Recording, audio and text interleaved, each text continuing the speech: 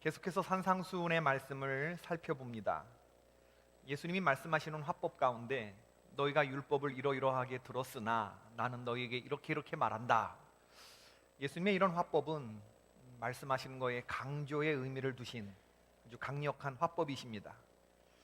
그러면서 당신께서 율법이나 선지자를 폐하려 온 것이 아니라 완전하게 하러 오신 분이라는 것을 드러내는 그런 말씀을 하시는데, 예수님은 그래서 말씀을 듣는 청중들이 알고 있는 6가지 율법을 풀어주시죠.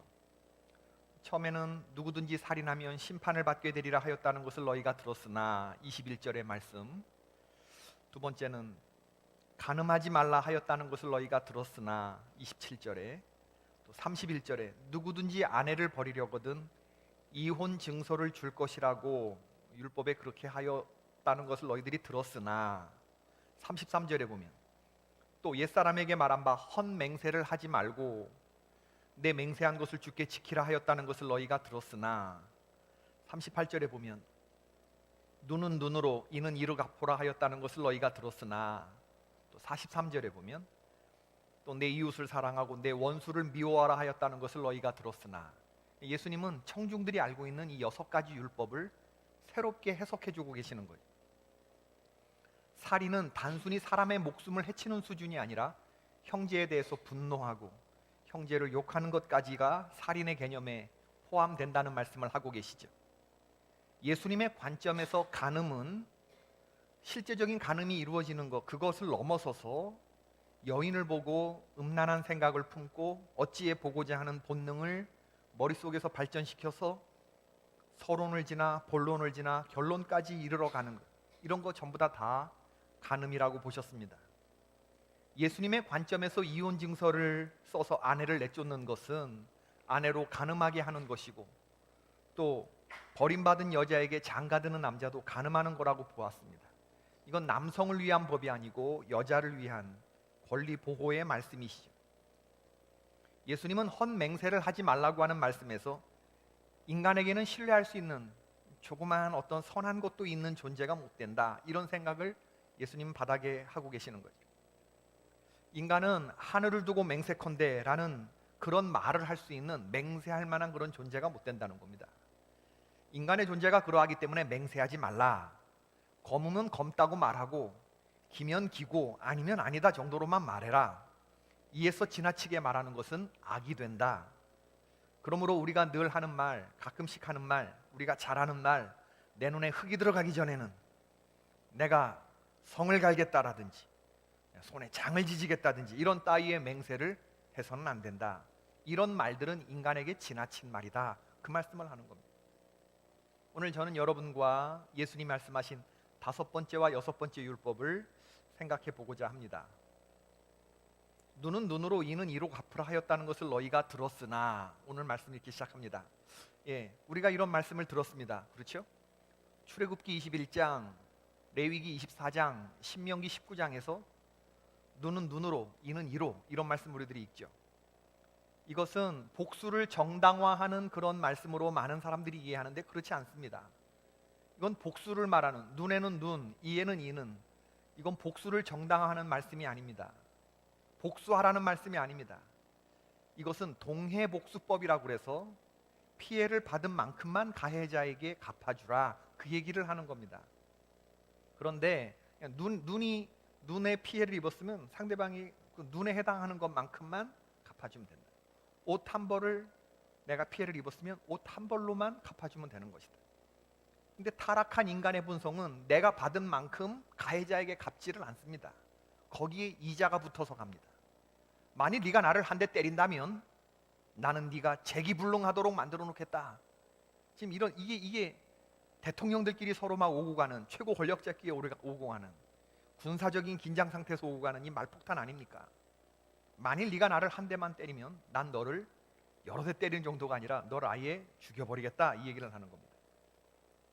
대로받고 말로 갚아주려고 하는 악한 본성이 우리들에게 있죠. 예수님은 우리들의 이런 이해와는 전혀 다른 말씀을 오늘 하고 계십니다. 악한 자를 대적하지 말아라. 누가 너희들의 오른편 뺨을 치거든 왼편도 돌려대라. 누가 너를 고발하여 속옷을 가지고자 하는 자에게 겉옷까지 갖게 하라. 누구든지 너로 억지로 오리를 가게 하거든 그 사람과 심리를 동행해 주라. 내게 구하는 자에게 주며 꾸고자 하는 자에게 거절하지 말아라. 유대 사회에서 이 오른편 뺨을 맞았다고 하는 것은 상대방의 손등으로 맞았다는 것을 의미하죠. 이건 매우 치욕적인 일을 말하는 겁니다. 손바닥으로 맞는 것, 상대방의 손바닥으로 맞는 것보다 훨씬 더 수치스러운 일이죠.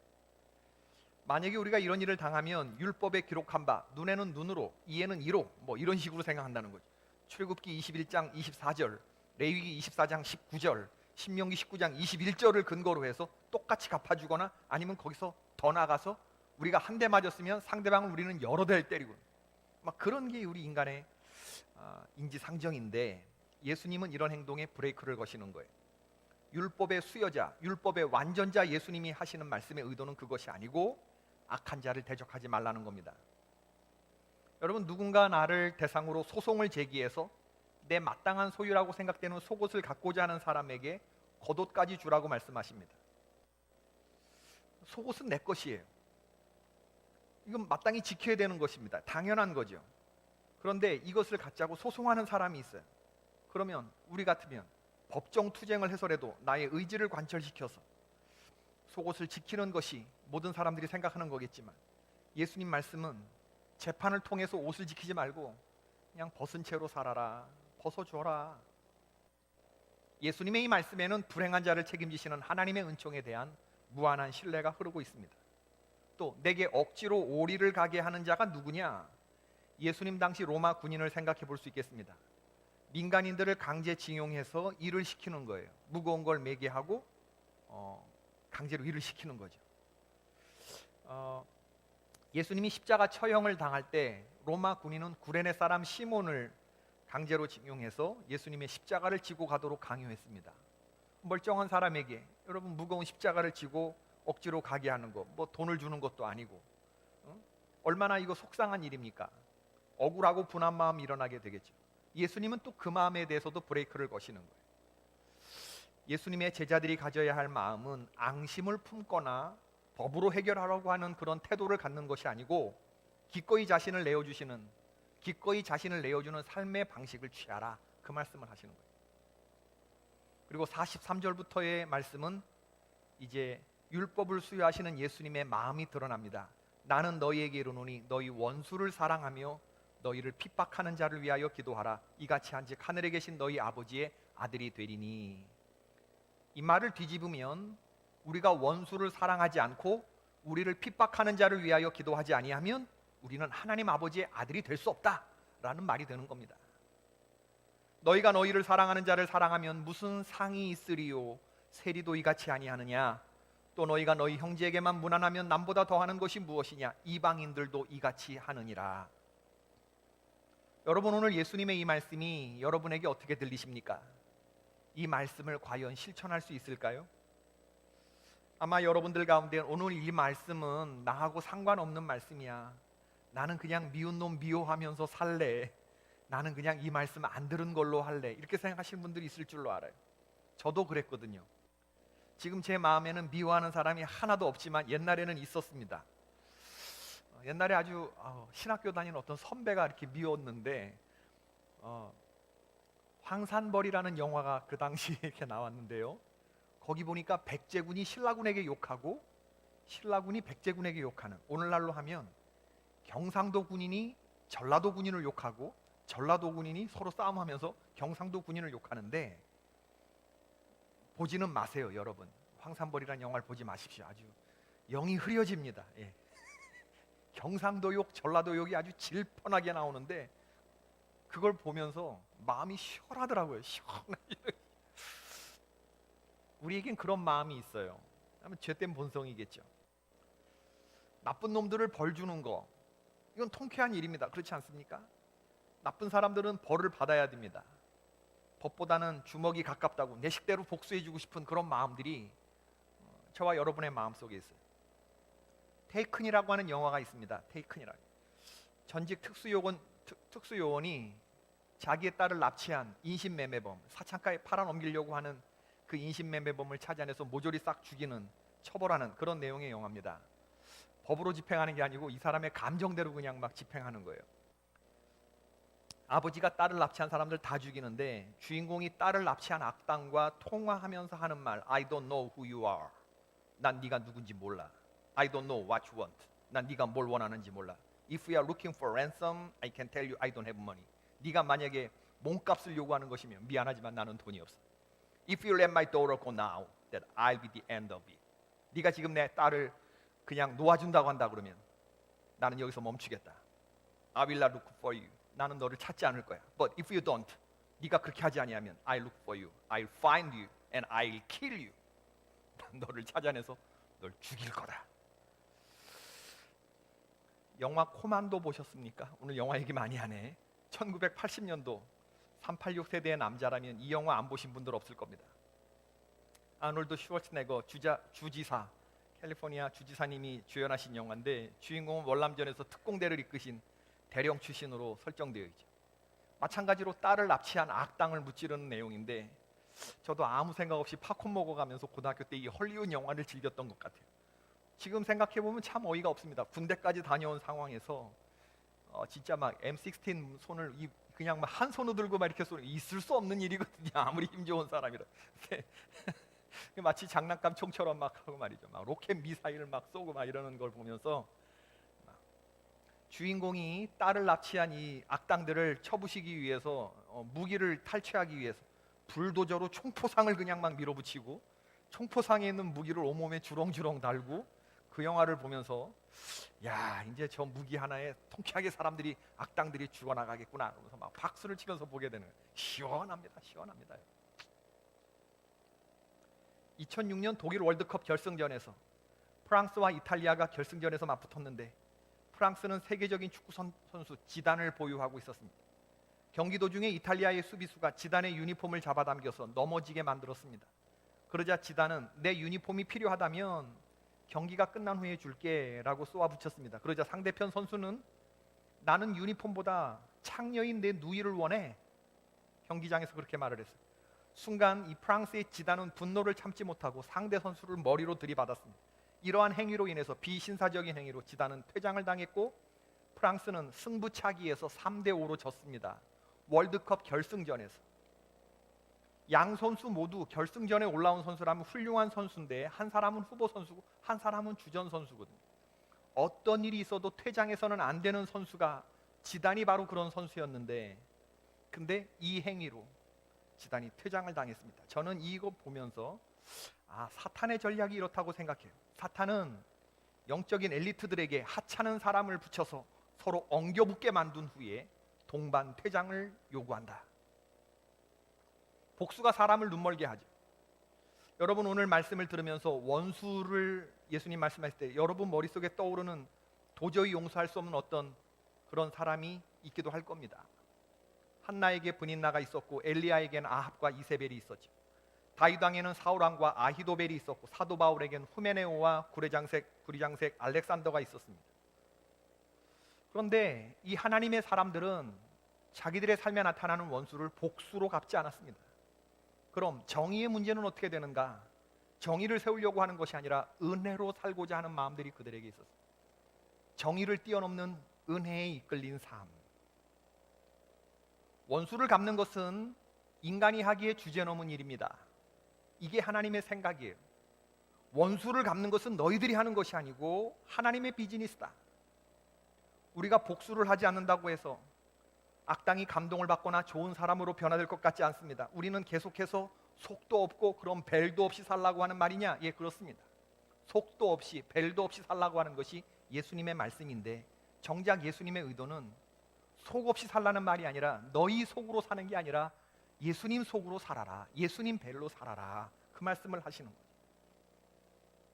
하나님만 사랑하기 때문에 이 세상에서 참으로 감동적으로 원수들을 사랑하고 미워하는 사람들을 용서하고 살아갔던 그런 많은 사람들이 있어요. 그런 사람들 때문에 이 땅이 아름다워졌고 그런 사람들 때문에 인간이 인간다운 삶을 넘어서 하나님의 성품에 합한 자로 거룩한 백성으로 살 수 있구나라고 하는 것을 깨닫게 돼요. 이 땅을 평범한 사람처럼 살아가는 것이 아니라 오늘 하나님의 말씀에 순종하면서 인간 이상의 삶을 살아가는 신의 영역에 속한 삶을 살아간 이 고차원적인 사람들의 삶을 보면서 하나님의 자녀로 살아간다고 하는 것이 이렇게 아름답고 파워풀할 수 있구나라고 하는 것을 깨닫게 되는 거죠. 하나님의 말씀이 우리를 아름답게 합니다. 하나님의 말씀이 우리를 강하게 합니다. 하나님을 바라보면서 하나님의 말씀에 순종할 때 저와 여러분의 삶이 가치 있는 줄로 믿습니다. 우리 창세기에서 요셉의 이야기를 읽는데, 요셉은 어린 시절에 형들의 시기로 애굽의 이 상인들에게 어린 시절에 팔리잖아요. 근데 사실 이 이복 형들, 요셉의 이복 형들은 요셉을 죽이려고 했거든요. 근데 세월이 지나서 하나님의 섭리 가운데 어찌어찌해서 드라마틱한 과정을 거쳐서 요셉은 애굽의 총리 대신이 되었고, 형들은 흉년이 들어서 애굽 나라의 곡식을 꿇어오는 그런 신세가 되었지. 요셉은 자기를 팔아넘긴 그 미운 형들, 자기를 죽이려고 했던 그 형들, 한눈에 알아보지만 형들은 요셉이 애굽의 총리 대신이 되어 있을 거라고는 생각지도 못하는 거예요. 형들을 보면서 요셉의 마음이 만감이 교차했을 겁니다. 요셉은 형들을 시험해요. 그래서 형들을 이렇게 저렇게 시험해 봅니다. 만약에 미운 생각이라도 요만큼 들었거나 아니면 하는 행동이 마음에 안 들었으면 요셉은 어떻게 했을 수도 있어요. 형들을 데리고 몇 가지 장난을 쳐요. 흉년이 들어서 곡식을 사러 온 형들인 줄 뻔히 알면서도 너희들이 우리 땅을 정탐하러 왔구나, 너희들이 우리 땅에 틈을 엿보러 왔구나 이러면서 꼬투리를 잡아요. 그리고 형들 가운데 시므온 형을 볼모로 잡아요. 그리고 막내 베냐민을 데리고 오라고 말해요. 형들이 아버지 야곱을 어렵게 설득해서 데려온 베냐민, 그 베냐민의 배낭에 총리의 은잔을 숨겨요. 그것을 빌미 삼아서 베냐민을 볼모로 잡아요. 막내만 두고 너희들만 돌아가라고 말해요. 있을 수 없는 일이거든요, 이게. 그때 형들 가운데 유다가 베냐민을 구하기 위해서 자기의 목숨을 내놓는 간청을 합니다. 저희 아버지에게 이 아이의 목숨은 당신 목숨이나 다름이 없어서 제가 이 아이 없이 아버지 앞에 나타나면 아버지는 아이가 없어진 것을 아시고 그 자리에서 돌아가시고 말 겁니다. 그 이전에 이 아이의 친형인 요셉이라고 하는 사람이 있었는데 그 사람이 짐승에 물려 죽었던 과거가 있거든요. 그것 때문에 아버지가 큰 상심을 하셨는데 이 베냐민까지 만약에 당신이 보질 못한다고 그러면 우리 아버지는 슬픔에 잠겨서 죽게 될 것이다. 여기 주인님 앞에 주인님의 종으로 서 있는 저희가 그분을 돌아가시게 한 셈이 됩니다. 그뿐만 아닙니다. 저는 그 아이를 주인님께 보여드릴 수 있게 해달라고 하면서 제 아버지에게 제가 그 아이를 데려오지 아니하면 아버지 앞에서 평생 죄인으로 살겠다고 다짐했습니다. 그러니 이 아이 대신에 제가 주인님의 종으로 이곳에 머물게 하여 주시옵소서. 이 아이는 형제들과 함께 돌아가게 해 주십시오. 이 아이가 함께 가지 못하는데 제가 어떻게 아버지께 돌아갈 수 있겠습니까? 제발 제가 돌아가서 아버지가 슬픔에 잠겨 돌아가시는 것을 보지 않게 해 주십시오. 이 대목에서 요셉의 마음이 움직여요. 요셉은 형들이 마음이 나쁜 사람이 아니라는 걸 알아요. 아버지 야곱을 사랑하는 마음은 유다 형이나 요셉이나 동일했거든요. 그리고 동생 베냐민을 위하여 자기의 목숨까지 내놓는 이 유다의 모습을 보면서 베냐민을 아끼는 마음이 유다와 또 이 요셉의 마음이 같거든요. 같은 엄마에게서 나온 친동생 베냐민과 요셉, 성경에 보니까 요셉이 시종하는 자들 앞에서 그 정을 억제하지 못하여 소리질러 모든 사람을 자기에게서 물러가라 하고 그 형제들에게 자기를 알리니 그때 그와 함께한 다른 사람이 없었더라. 요셉이 자기 주변에 있는 수행원들, 애굽 사람들, 애굽의 관원들 전부 다 나가! 오직 형들과 자기만 있게 했어요. 그리고 그 형들 앞에서 자기의 정체를 커밍아웃하는 거예요. 형, 내가 요셉이야 라고 말을 하는데 그 내가 요셉이라고, 당신들이 팔아넘긴 요셉이라고 하는 신분을 드러내기 전에 요셉이 큰 소리로 통곡해요. 그게 창세기 45장 2절입니다. 요셉이 큰 소리로 우니 애굽 사람에게 들리며 바로의 궁중에 들리더라. 요셉이 형들을 딱 보는 순간부터 우는데 42장부터 그건 아마 서러움의 눈물이겠죠. 그리고 분노에 찬 눈물일 수도 있겠습니다. 그러나 45장에서 통곡하며 우는 울음은 저는 이 요셉의 울음에서 하나님의 사람의 아름다움을 봐요. 애굽 사람에게 들리며 바로의 온 공중에 그냥 통곡하면서 지나온 그 세월을 막 울 때 말이에요. 요셉이 속이 없는 사람이 아닙니다. 속이 없는 사람이 아니었기 때문에 형들을 용서하는 것이 정말 쉽지 않았을 거예요. 형들을 만약에 어떻게 할 생각을 하면 이건 뭐 파리 목숨 날리는 거하고도 훨씬 더 쉬운, 지금 총리의 자리에 가 있거든요. 지나온 세월이 너무 속상하고 용서를 하려고 하다 보니까 속에서 아주 막 쓴 것들이 마구마구 막 요동쳤을 거예요. 과거의 기억들이 막 살아오면서 복수해. 용서하더라도 한 대 좀 본때 있게 한번 때려주고 정신 차리게끔 하고 용서해. 뭐 이런 생각들이 들었겠지. 그런데 이런 모든 생각들이 전부 다 그냥 큰 통곡에 묻혀서 바로의 궁중에 들 때까지 요셉이 울었다. 요셉은 형들을 용서합니다. 자기가 받은 만큼 돌려주는 복수를 하지 않아요. 하나님의 사람들의 아름다운 모습이라고 저는 믿는 거죠. 그는 선으로 악을 이깁니다. 복수에 눈멀지 않은 삶을 택하였어요. 그건 선택할 수 있거든요. 하나님의 백성은 오늘의 이 자리에 있게 된 자신을 하나님의 시각에서 재해석하면서 고백하죠. 하나님이 큰 구원으로 당신들의 생명을 보존하고 당신들의 후손을 세상에 두시려고 나를 당신들보다 먼저 보내셨나니 그런즉 나를 이곳 애굽으로 보내신 이는 당신들이 나를 파는 것이지만 당신들이 나를 파는 게 아니고 하나님이 나를 보내신 거다. 파송하신 거다. 할렐루야. 사람이 이렇게 아름다울 수 있어요. 하나님이 나를 바로에게 아버지로 삼으시고 온 집의 주로 삼으시며 애굽 온 땅의 통치자로 삼으셨나이다. 같은 일을 당했는데 어떻게 이렇게 해석할 수 있는지 하나님의 관점에서. 원수를 사랑한다고 하는 것은 문제를 덮자는 거 아닙니다. 원수가 내게 한 짓을 잊어버리라는 것도 아닙니다. 속도 없이 살라는 말씀이 아닙니다. 더 큰 속, 더 큰 마음을 품으며 살라고 하시는 주님의 말씀이죠. 우리의 속마음이 아니고 예수님의 마음으로. 다시 말씀드리지만은 눈에는 눈, 이에는 이. 이거 율법의 정신을 왜곡해서 복수심에 불타는 그 마음으로 세상의 평화를 파괴하고 이 눈에는 눈, 이에는 이라고 하는 이 말씀이 세상을 은혜에 눈멀게 하는 것이거든요. 영화 테이큰에 이어서 테이큰 2가 나왔어요. 주인공이 혈투를 벌이면서 악당을 죽이는데 그때 죽은 악당 가운데 한 사람의 아버지가 또 나타나서 주인공 가족을 납치하거든요. 이게 테이큰 2예요. 계속 이러면서 복수의 복수가 꼬리에 꼬리를 무는 거예요. 누가 어떤 아들을 죽였습니다. 죽은 아들의 아버지가 품에 총을 감추고서 범인이 현장 검증하러 나왔을 때 총을 꺼내어서 사람을 죽였다면, 범인을 죽였다면 이건 복수죠. 우리에게는 이런 정서가 쉽게 와닿아요. 얼마나 저 사람이 미웠으면, 얼마나 저 아버지가 복수하고 싶었으면 저랬을까. 우린 정상 참작하면서 좀 무죄로 좀 했으면 좋겠다 이런 생각도 우리는 갖잖아요. 이 범인을 재판정에 넘겨서 재판을 받게 하고 처벌을 받게 하면 그것은 정의겠죠.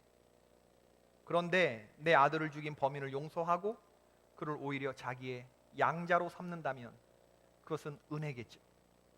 손양원 목사님이 그렇게 하셨습니다.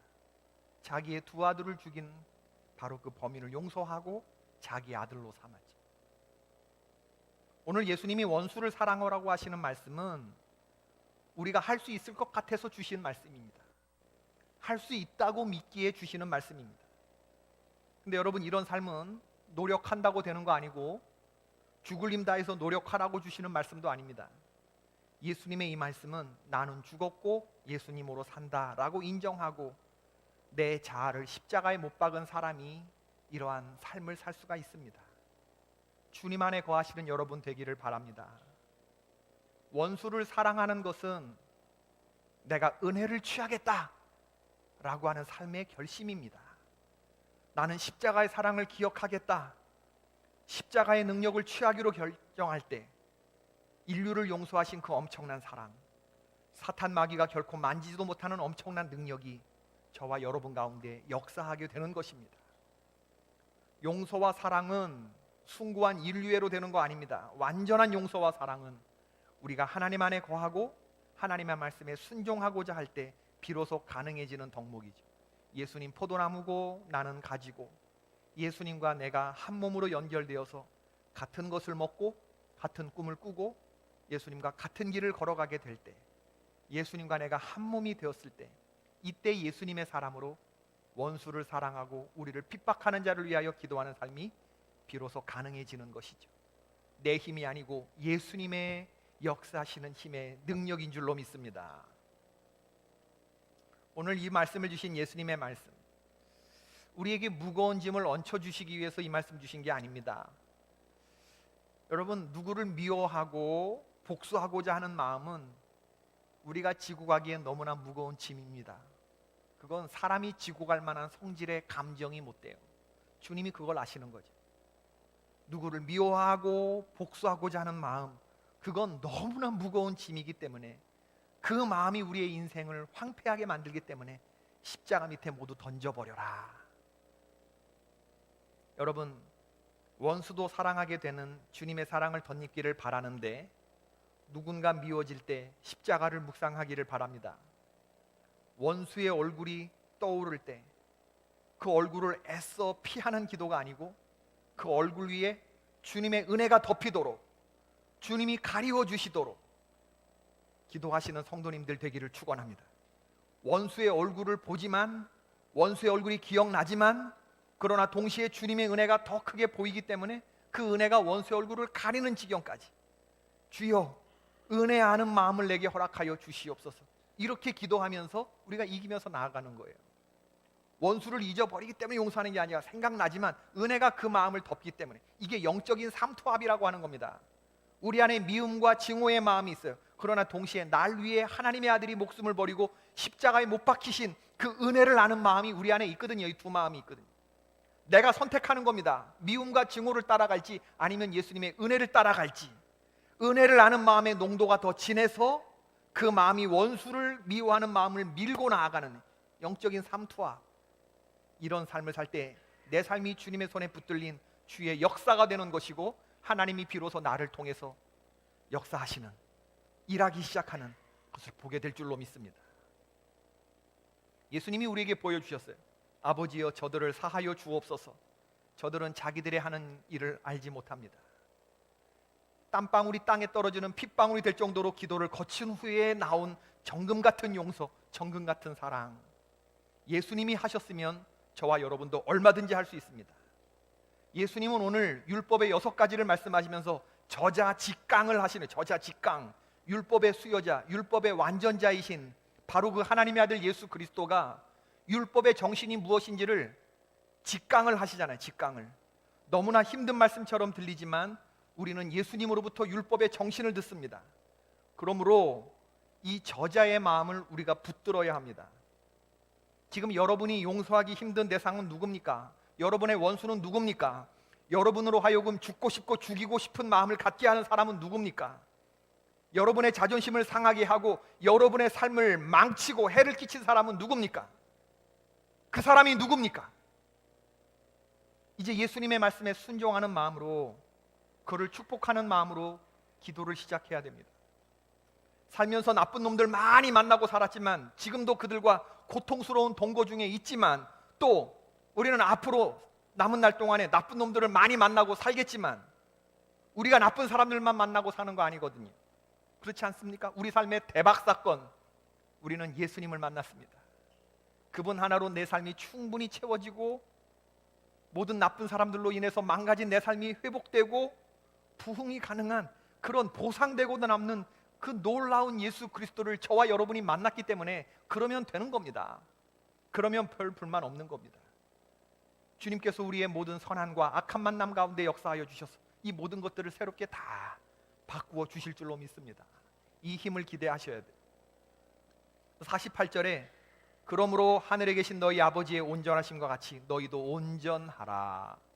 오늘 저자직강을 마치시면서 예수님이 하시는 이 결론의 말씀이 뭐냐 하면, 너희들은 하나님 아버지가 온전한 것처럼 너희도 온전해야 돼. 이게 우리들이 도달해야 될 수준.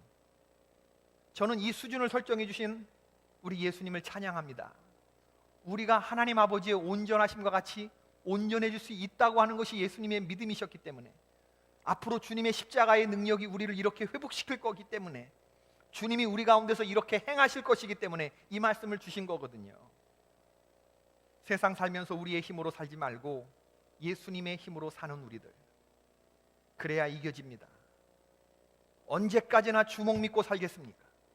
언제까지나 내 주먹이 나를 지켜줄 수 있다고 생각하십니까? 하나님을 믿는 믿음으로 살아야 되겠죠.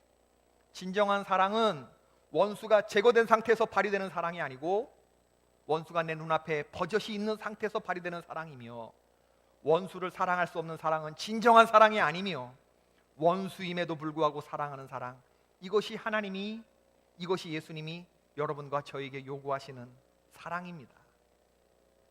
원수를 사랑하며 여러분을 괴롭게 하고 박해하는 이들을 위해서 기도하는 단계까지 나아가는 그 예수님 나라, 하나님 나라 천연기념물 종들이 되어서 이 땅을 살아가시는 주의 종들 되기를 주의 이름으로 축원을 드립니다.